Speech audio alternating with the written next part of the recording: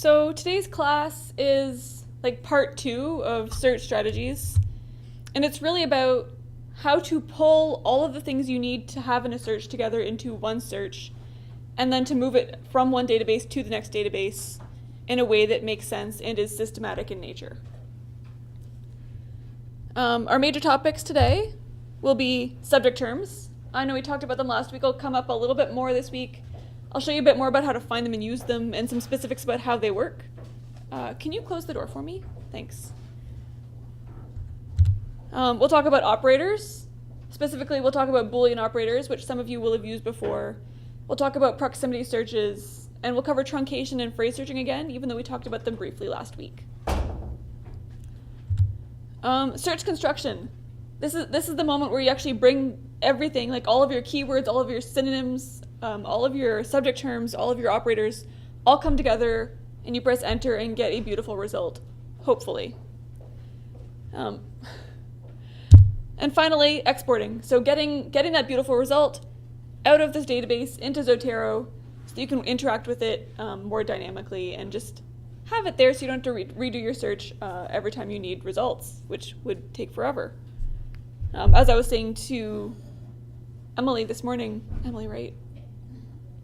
Sorry.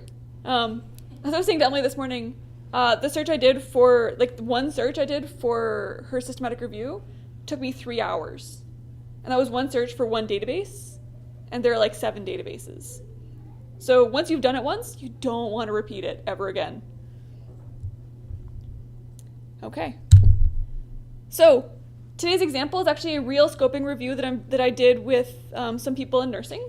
This was done by Jason Hickey and Emily Reed.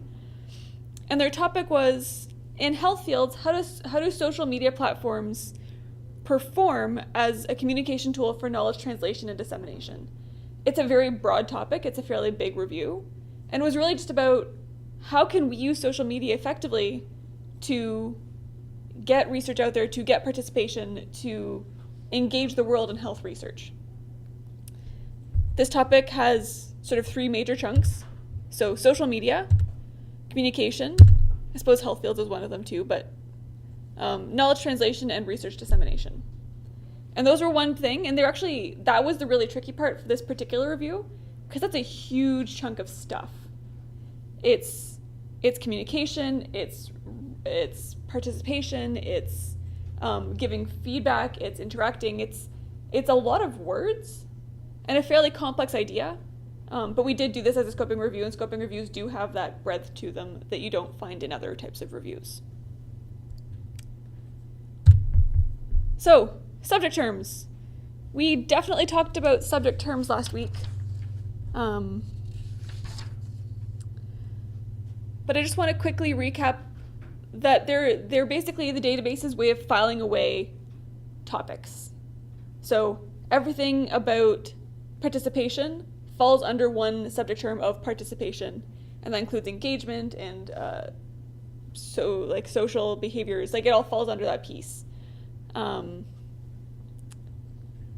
again, if you're looking for subject terms, they do differ by database in terms of what they're called.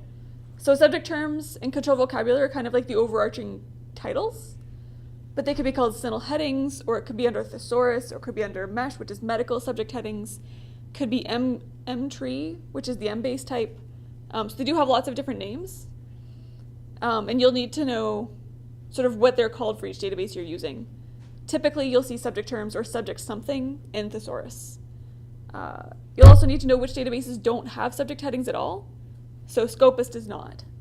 Google Scholar certainly doesn't, although using Google Scholar in systematic reviews is questionable at best. And if you do really want to use it, we can talk about sort of its pros and cons and when you can use it and when you can't. Thank you. So, subject terms. We talked about the importance of finding all of the keywords, and hope you guys actually went out and looked for keywords on your topics. Subject terms is much the same thing. You need to make sure you capture all of the subject terms for a topic.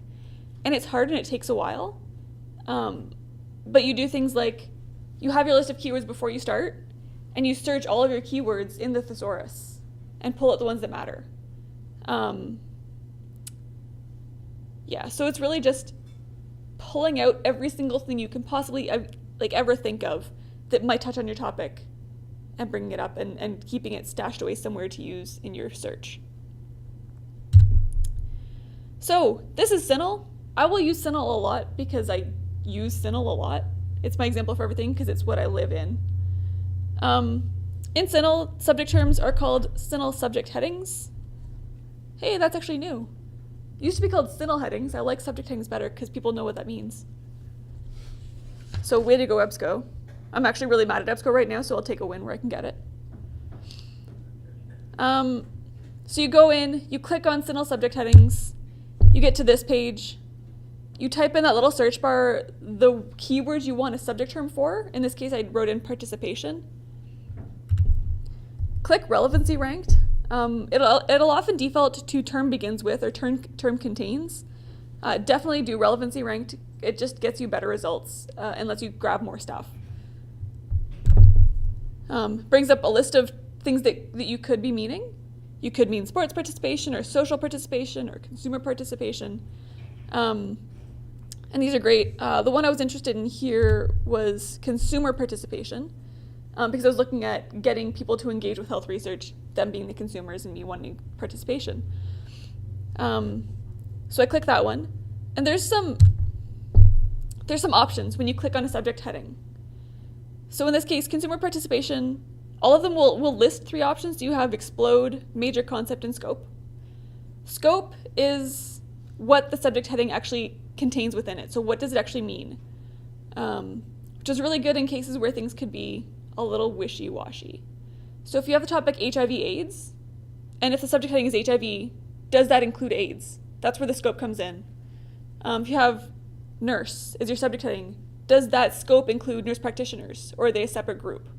So that's what that does, and you just click on it, it gives you a nice definition and closes up.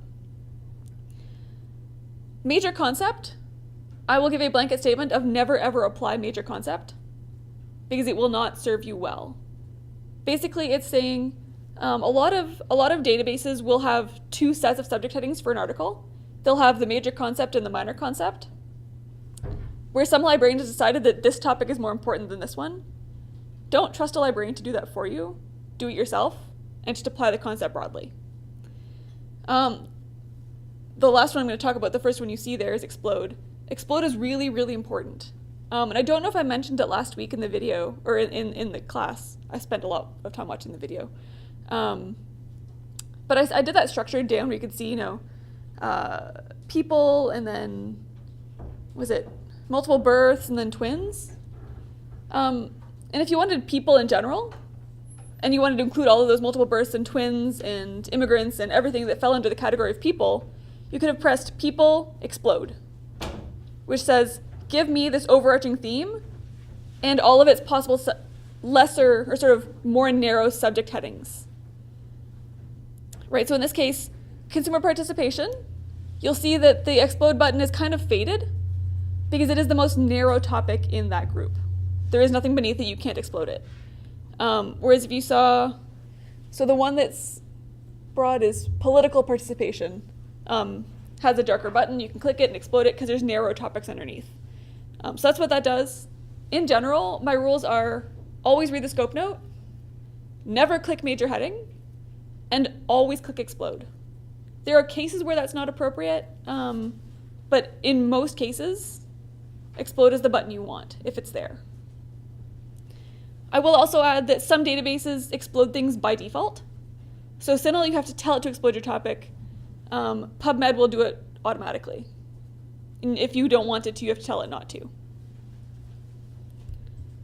Questions about that? Okay. So once you click consumer participation in this database, it opens up this list of subheadings. And I find the term subheading very misleading, particularly when you're talking about subject headings, because they're not subject headings. They're something entirely different. So you click on consumer participation. If I clicked on any other topic in that list, it would have the same list of subheadings. So basically what they really are is, you guys use databases, right? You're familiar with them. You know that when you go in and do a database search, there's that list of limiters on the left-hand side. That's what these are. They're your way of narrowing down the topic a little more.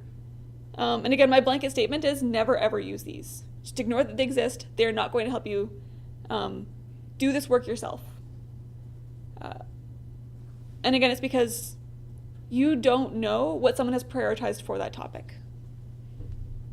And in systematic reviews, you want all the control for yourself.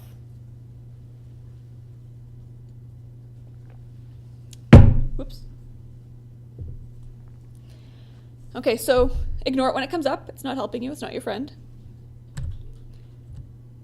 And then once you've found your subject term, you've clicked it, so you get that little check mark. It'll pop up in this box where it says search terms explode major concept. You can choose to explode it. Then you press search database. Oh, and then I have a new slide. And it'll pop it into your search. And we'll talk about when and where and how to do that as I move through to the construction phase of the search. But basically, that's what you do. You press the search button, it goes into your search, and you build it in as you go. Does that work for now? We'll talk a bit more about it when I get back to that stage again. Okay. Translation. Translation in the context of a systematic review is the process of moving from one database to another database. So I mentioned I did a search on the weekend that took 3 hours. That was in Medline. I can redo most of that search in every other database, but I do have to make changes to it. So all of the keywords are the same. I'll talk about proximity searches, and those need to be translated. But the big thing you need to translate is your subject headings, because subject headings differ database to database, right? So PubMed uses mesh. CINAHL uses CINAHL headings. They're actually really similar if you're using PubMed and CINAHL. You'll find that CINAHL's headings are like a lateral shift from mesh. So CINAHL based all of its headings off of mesh and then made their own new ones because they wanted to be more specific to allied health. But again, you do have to translate from one database to the next to get new subject terms.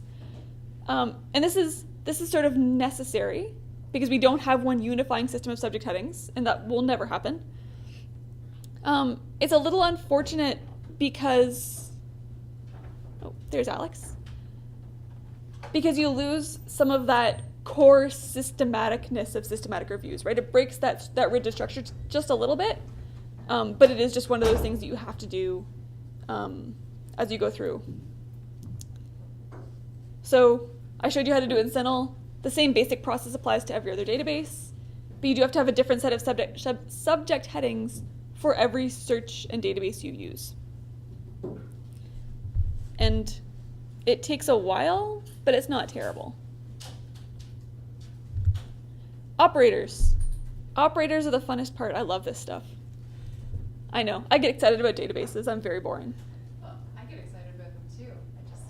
I don't know that operators are my jam. Really? I was like, they're so useful. I'm a truncation person. I'm like, as soon as I saw them, I'm like, oh my God, thank you. It's beautiful. So operators are how you tell the database to do what you want it to do. It's how you command the database to do things the way you want them done. And I'll go through sort of the key operators that are most important. So truncation. Truncation is my favorite thing. And I call it sort of the most useful thing that no one knows about databases. And it is telling the database to take the root of a word and add any possible ending onto it. So truncation could be truncate, truncated, truncating, truncation. And I cut it off at the T because that's the root. And I put that little star, and the database will search all those other versions, all those other endings for me, which is great. Saves so much time. Is that good? Just blank stares. I'm going to assume that's good unless there's questions. Phrase searching. Again, we talked about phrase searching very briefly last week. Phrase searching is anytime you have a keyword that is more than one word long. So phrase searching is one concept, but is 2 words. You wrap it in quotation marks to tell the database to keep them together. If you just typed in phrase searching into a database, it would search phrase and searching separately, which is not going to help you because you will find words like that. Wrapping quotation marks in the database will have to search phrase searching and treat it as if it's one word. And again, that's anytime you have more than a key term that is more than one word long, which happens a lot. This one is awesome, and I don't teach it to people unless I have to because it's confusing. These are proximity search terms.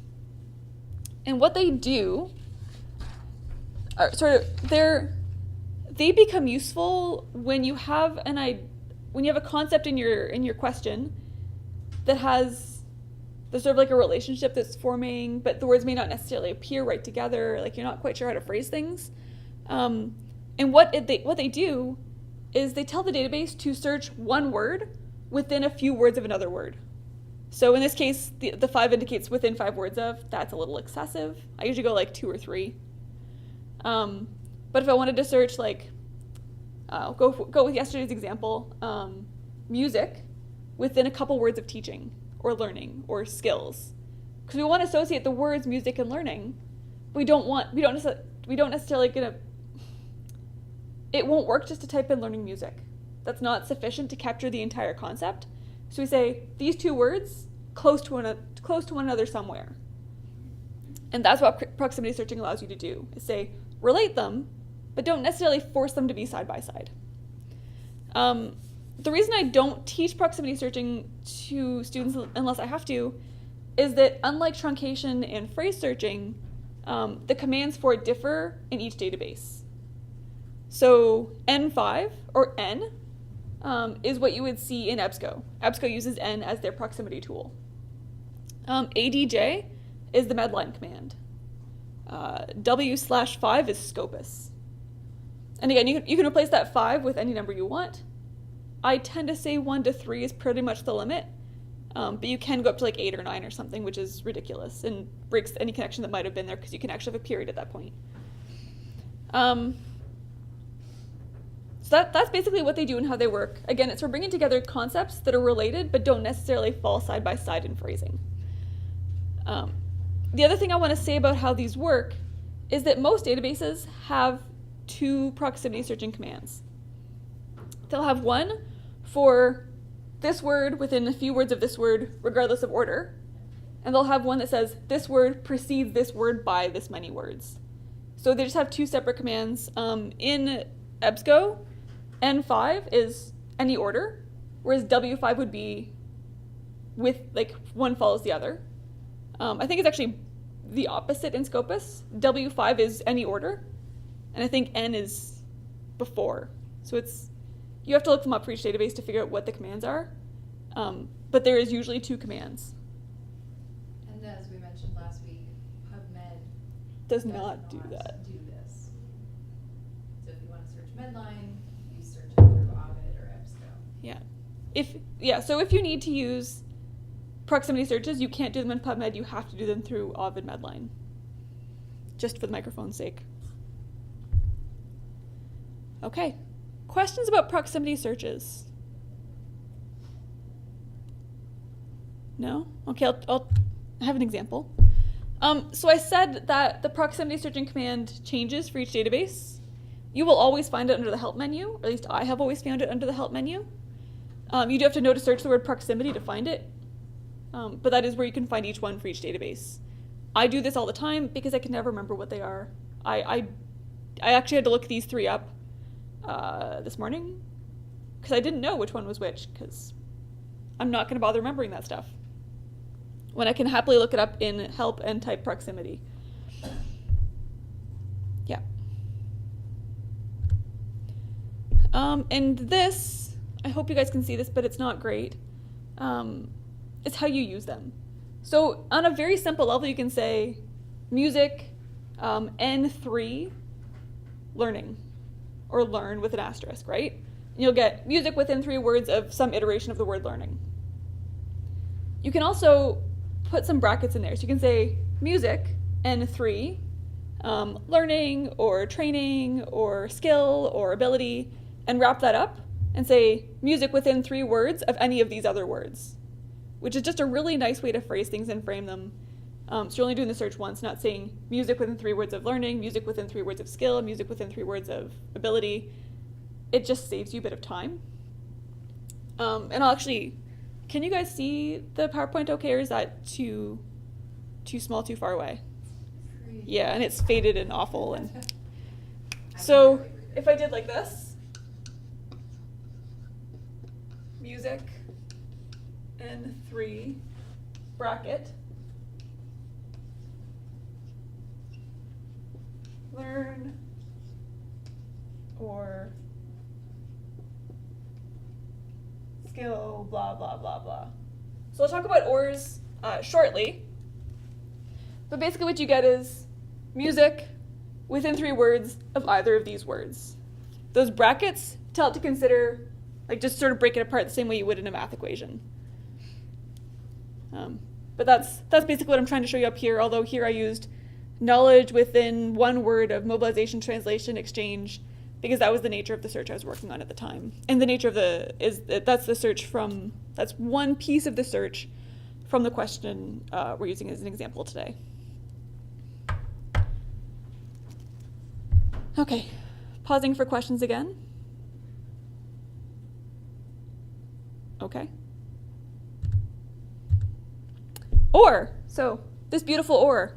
Does anyone know about Boolean operators or, and, not? Okay, well, yes, Alex knows. If you didn't, I'd be a little worried about St. John in general.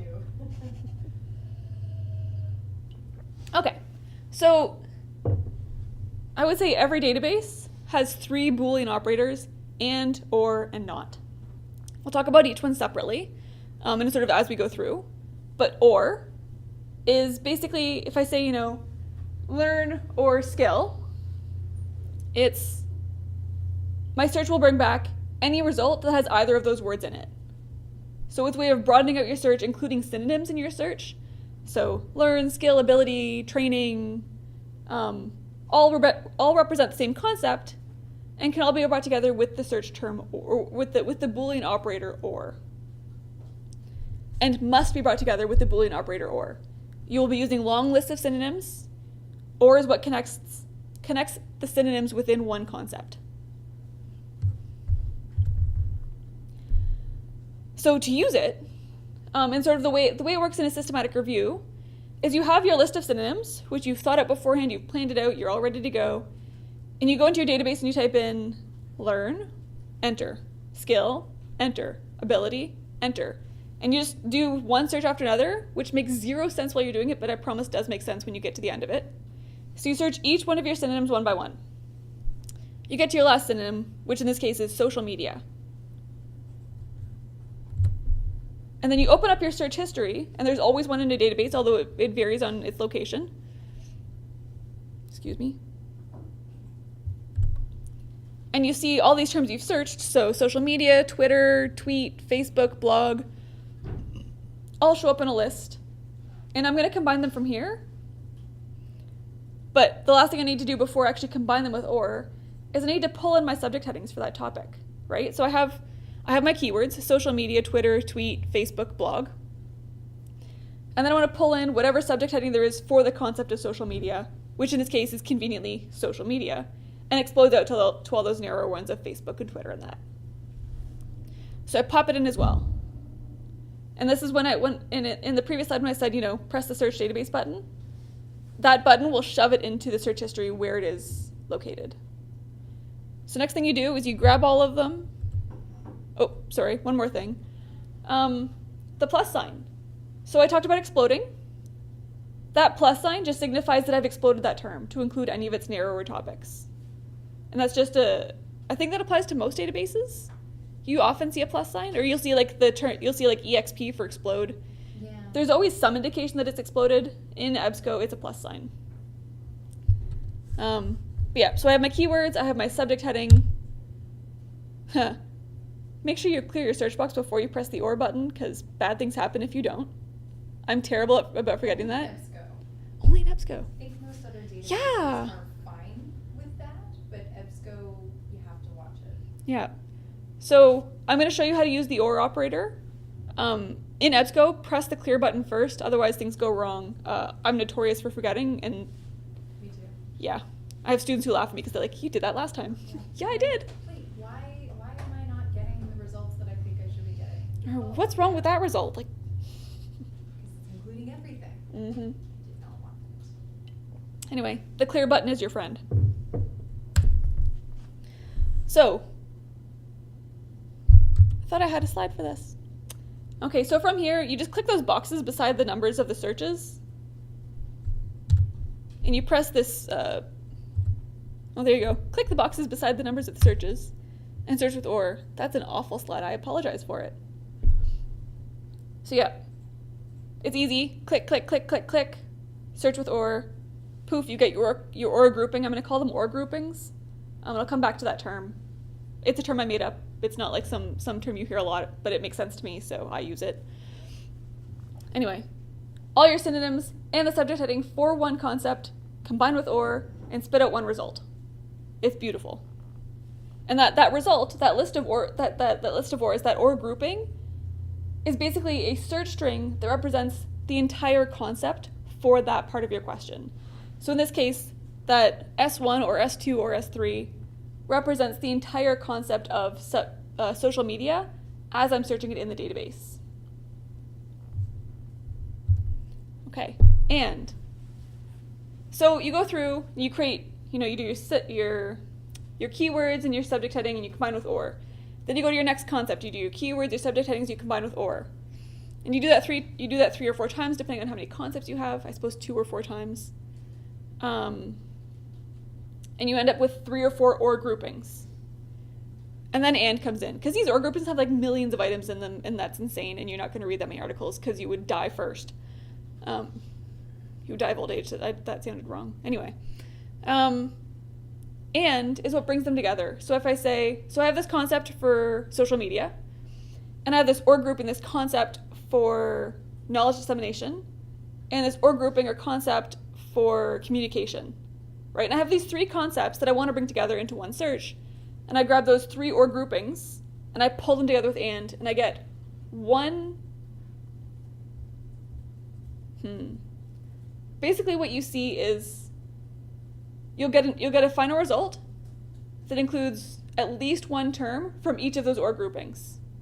Right? So at least one term that represents social media, at least one term that represents communication, at least one term that represents knowledge dissemination. So you have these 3 OR groupings. Press the search with AND button after you've pressed the happy clear button at the top of the screen, because if you don't, again, bad things happen. Although less so at this stage. And you get this final result. In this case, there were 61 items, fairly low. But this is not the actual search I did for the scoping review, because that would have taken me hours to type out. This is like a truncated, a simplified version of that search with all the same pieces but fewer keywords. But that's basically the concept, right? So you have this final search that includes representation from each of the concepts that you had in your question. And it's beautiful. It's one final result, and you're pretty much good to go from there. Questions at this point?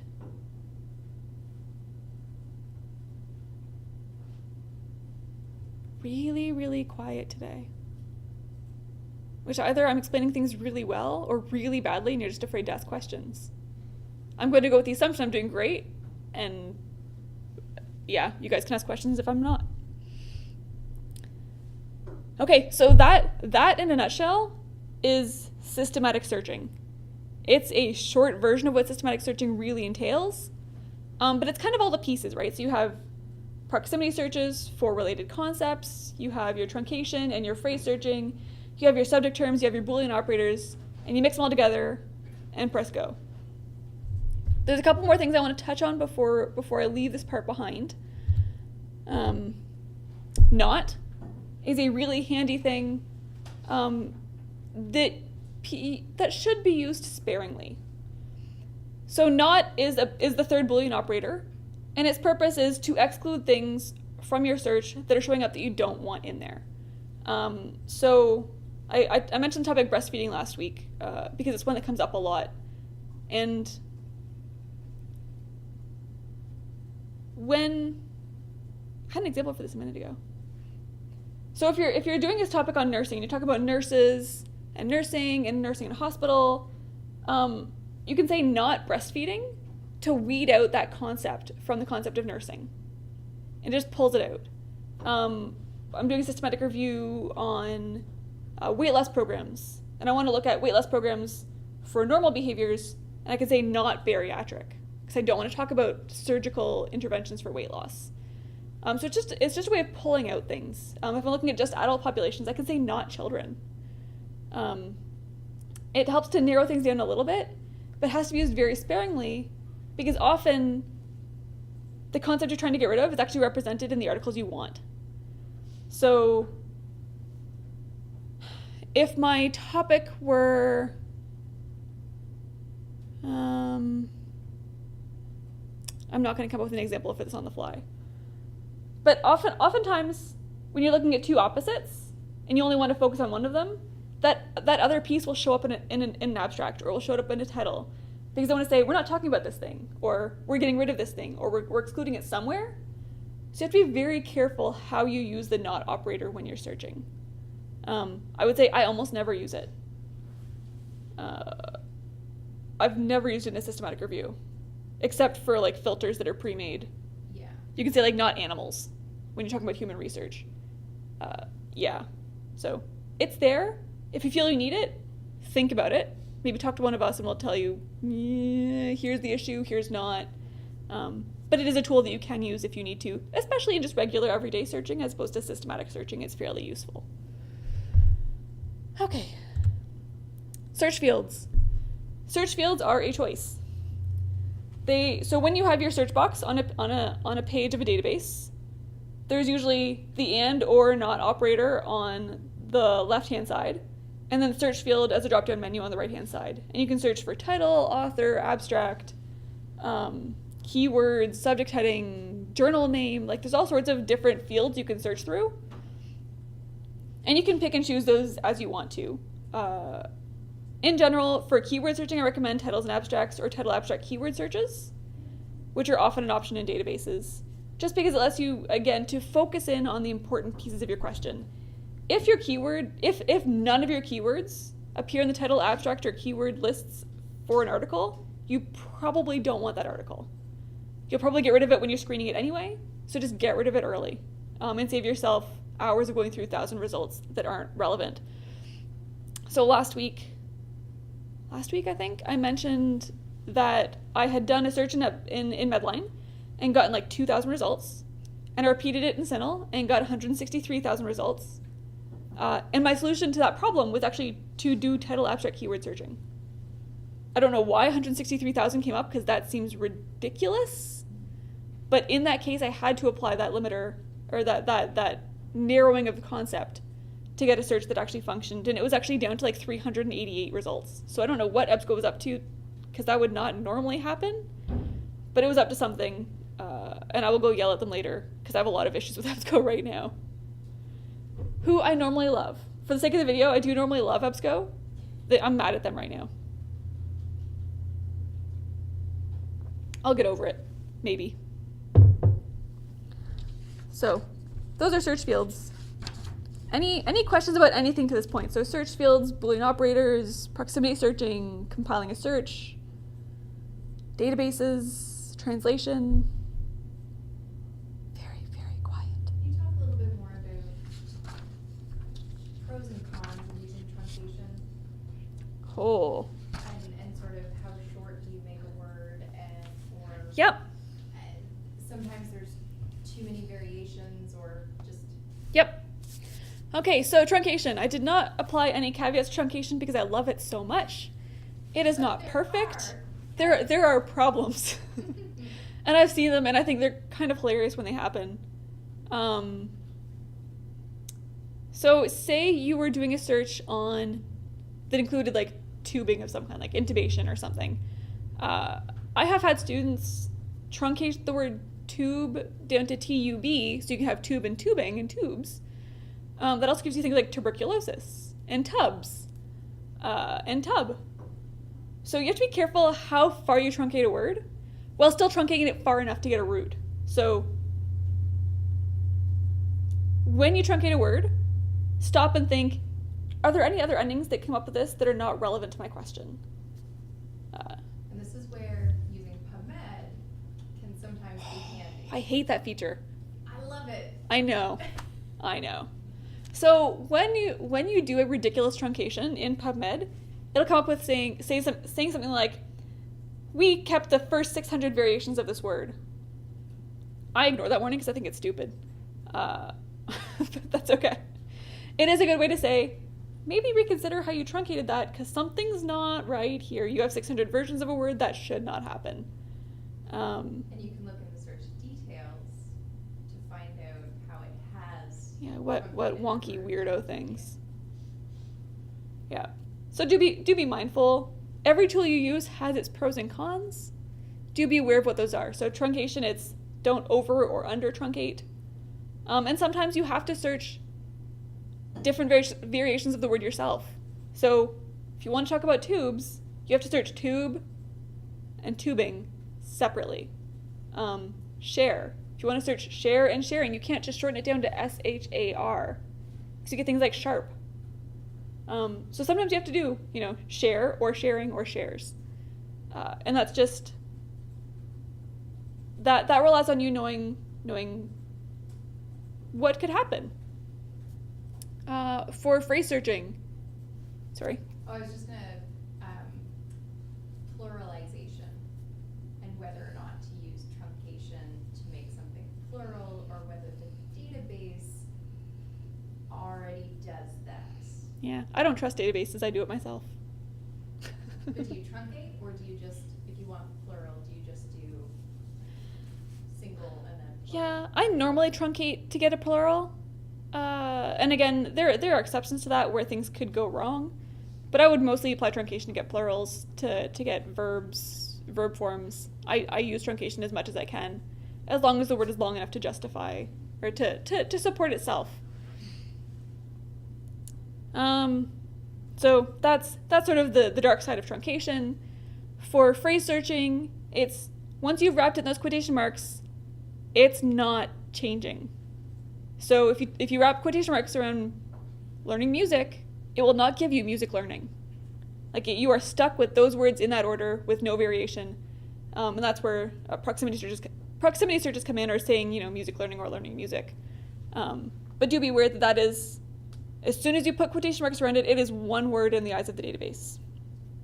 And can you truncate within phrase searching? Yeah. And can you truncate within phrase searching? And this is the source of my hatred for PubMed, which is otherwise an okay database. I'll give it at least okay. It's huge, it's got lots of information. I just don't like it. In PubMed, you cannot truncate inside quotation marks.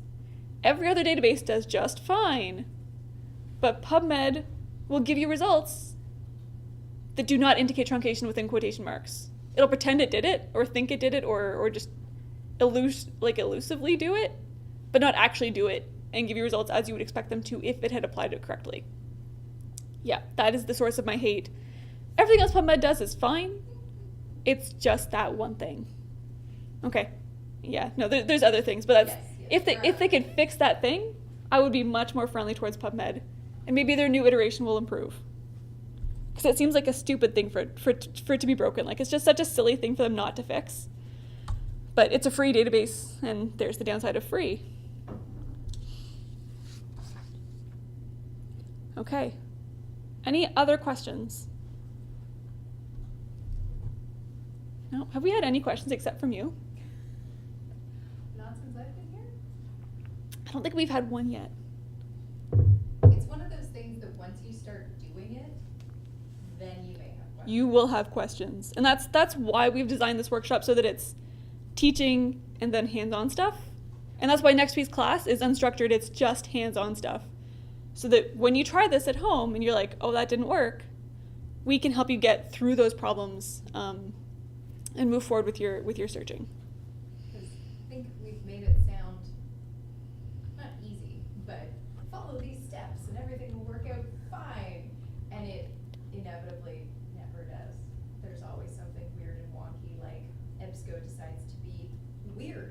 or the order that you put words in apparently makes a difference sometimes.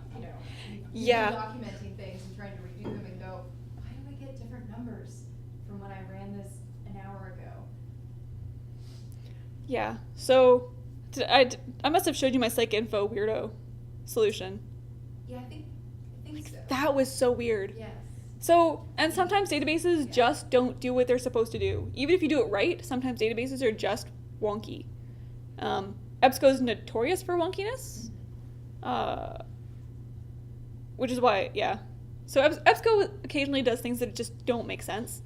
My particular one that took me a good 15 minutes to figure out was that for some reason, EBSCO does not want you to search CD or DVD.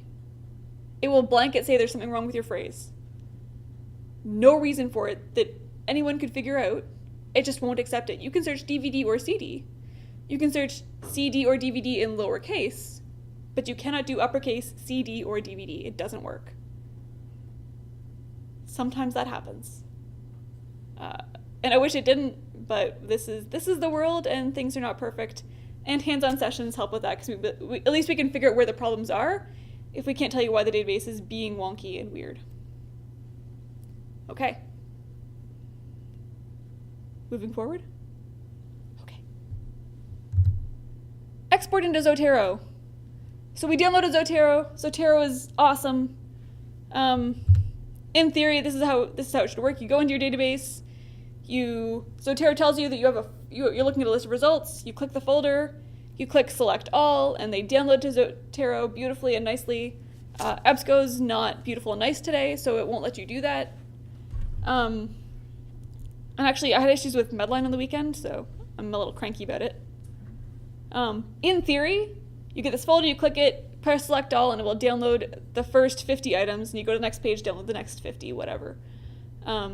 If that doesn't work, because databases, okay, and I won't just be mean about it, databases are very conscious that people will download all of their content and make it freely available, right? This is how they make their money. They don't want their stuff to be free. They don't want you to download their entire database and make it available to other people. So they put restrictions on how much you can download, which is why this isn't working in EBSCO right now. I will yell at them and hopefully they will fix it, but they have a reason for doing what they're doing. And imagine that's why Medline's gone against me too. So I mean, they really are trying to protect their own information, but it's very inconvenient when you're doing systematic reviews because you do have to download a whole bunch of content. So if you can't use that folder to download everything, there's always an export option. So in EBSCO, there's these little folder icons, like right here, and you click those and you export them into an RIS file, which can be ingested by Zotero. So what you're looking for is RIS. Every database will have an RIS option that you can use to ingest stuff into Zotero. And even with that taking a little longer, it's worth it because having it in Zotero will save you having to redo your searches over and over and over, which in itself is tedious and time-consuming and wasteful, but also introduces the issue of new stuff might have been published, your search might not produce the same results twice, which breaks your whole systematic thing where everything comes out the same all the time. So there's a lot of value in doing Zotero, even if it takes a little extra time to do it. And that's Zotero in a nutshell. And that's kind of advanced searching in a nutshell. That was a very, very fast explanation of how all these things happen. And it's not simple. But I really wanted to give you all of the pieces and let you actually use them yourselves and figure out how they work and try it and break it and need help and come back and we'll just keep going at it. Before I finish talking, because this is kind of the end of my PowerPoint slides, I wanted to add sort of like a last minute piece, and that's if you go into a systematic review and you already have articles that you like, that you think are applicable to your topic, and you probably will going in, it's always nice to run a check. So you have this list of like 15 articles you've already chosen you want. Then you develop your search strategy, when you export all of your results into Zotero and have your entire list, make sure those 15 articles are represented in that list, right? Because that's your way of saying, yes, my search captured what I thought it would, right? It's just a good double check to make sure everything is good. This came up yesterday or the day before. I had done a search done that search in Medline, got 1,591 results. Had a list of about 12 articles that had already been chosen for inclusion, and my search missed 2 of them, which is fine because I've only searched one database, and I'm sure I'll catch them because they were both 2018 articles. They were fairly new. They might just not have been there, but do run that check if you can. If you have that information, run the check to make sure you're catching what you think you're catching. And what happens if you've done all your database searching and it still doesn't catch those 2 articles? Yeah. What happens if that doesn't work? There's a couple answers to that question. First is, look at what your search didn't do.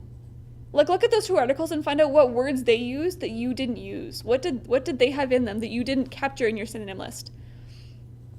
The other piece is, those articles will almost certainly be found regardless, because part of systematic reviewing is not just the search, it's going through the reference lists of the articles you choose and picking through those as well, right? So you find your 20 articles or your 60 articles that you have from your databases that you're going to include, and when you read them, you read through the reference lists and include articles from there as well. So like there's like a 99% chance that those 2 articles will be captured, but I would expect them to show up in my searches as well. That's just a good way to verify that your search was done properly. Does that sound good? Yep. Okay. One more from Alex. Well, I have another question if people don't have. Do you want to come closer so the microphone can hear you? I suppose. I'm going to have fun dubbing the video this week. Sorry. No, that's fine. So you were talking about exporting results to Zotero so that you don't necessarily have to rerun searches. Would you also recommend, if you did have to, like, you were playing around and had to rerun stuff, would you create an account in EBSCO and save your search history that way? Or in your Word document spreadsheet that you might be using and copying and pasting your search strategy into there. I have a couple of ways that I do this. I'm just curious as far as recommending, because you do have to rerun a search at some point, and you have to be able to rerun it the same way. So how do you save that? Okay. Or options for saving that. Do you want me to answer that, or do you want to answer Well, that? I can stay up here and we can both answer it. So that's a good point, and I do 100% save my searches because I hate rerunning searches. Most databases, I don't know if Google Scholar does, because I don't use Google Scholar because it's awful. Yeah. I don't know. Most databases have an option that lets you create an account within the database. So you can do it in CINAHL, you can do it in EBSCO, which encompasses CINAHL. You can do it in Ovid Medline, you can do it in PubMed, you can do it in Scopus. Like, there's always an option to save your search or to create an account. And creating an account does a lot of things. You can save articles and results, and like you can do all sorts of stuff. You can save preferences. So Alex mentioned last week that she has her preferences set in PubMed, so that it always shows abstracts. I wouldn't do that, but whatever. Yeah, whatever suits you. I have it set in my EBSCO one too when I'm logged in. Yep. Yeah. So it lets you do a whole bunch of things that make the database sort of customized to you. But what it's really, really good for is it saves your searches. You can't see it in this slide. I wonder if there's a slide I have it. Yeah. So in this slide, you can't see it from there. There's a save searches and alerts. And when you click that and you have an account, it will save that whole list of 20 or 80 lines of search into a folder for you that you can then rerun and just press go and it will do it for you. It will also allow you to create an alert so that once a month or once a week or whenever something new comes out, it will say, hey, something new came into your search. Do you want to take a look at it? So it's a good way to sort of keep up with the literature on a topic. So I use it, my current research project is about student attendance at library workshops. Hi guys. And I get updated on that search once a month to see if something new has been published. And it's just a good way to stay current. And it's a good way to update your systematic reviews. If something new comes in, you can just be like, hey, look, something new. My new last search date was insert here. So that's really, really a nice feature that's available to you across all databases. It does mean you have to create an account in every database, which is what it is. But it's a very nice feature for this kind of thing, and for any advanced searching, any graduate program, anybody who's doing active research on an ongoing basis should have an account and should have these search alerts set up to keep them current. So the other thing that I do is I do have a Word document with a table that I've created that, I do some stuff that probably you guys won't. I totally plagiarized that from you. Yeah, that's fine. I have your table. I was like, oh, look, I'm going to fill this in now. Yeah. But what I do like to do when I'm keeping track of the different databases that I'm searching in, the different search strategies that I'm using, since Rochelle did talk about having to translate, it's nice to have all of that in one place.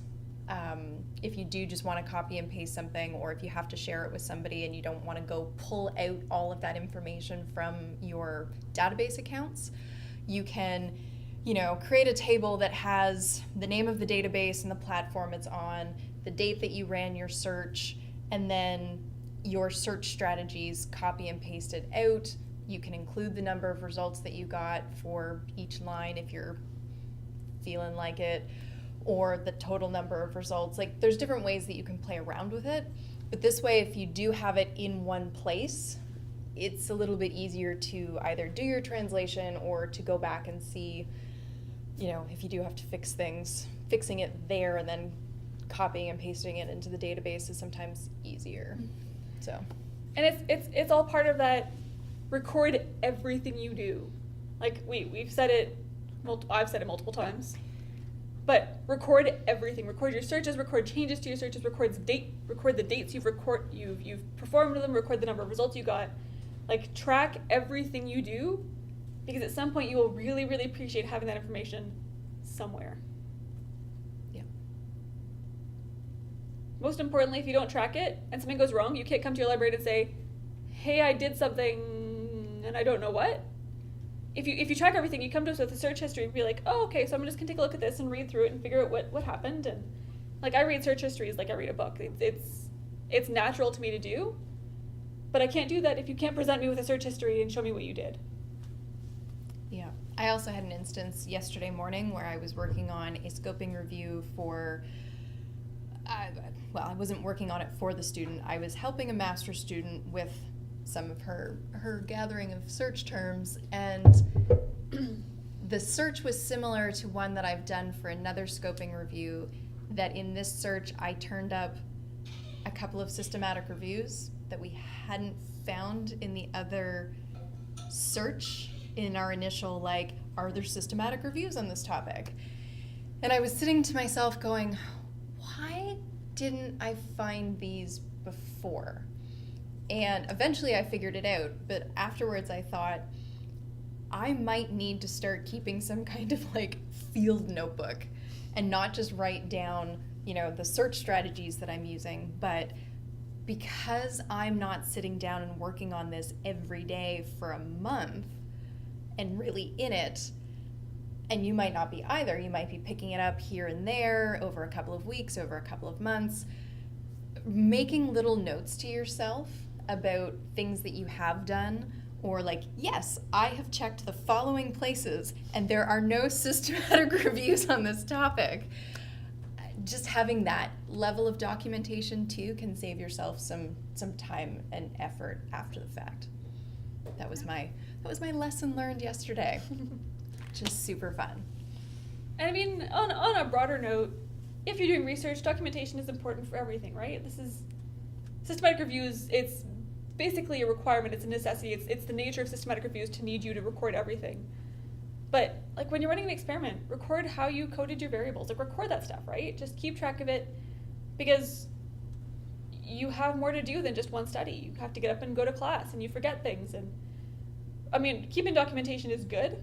It's necessary for systematic reviews, and it helps you, right? So if Siobhan were here, she'd be like, "Oh, documentation." she's Siobhan Hanratty is our government documents, data, and maps librarian, and she can go on about documentation for hours. She loves it. So if you're looking for like data online, like census data, that's documented, and you read the documentation when you use the data.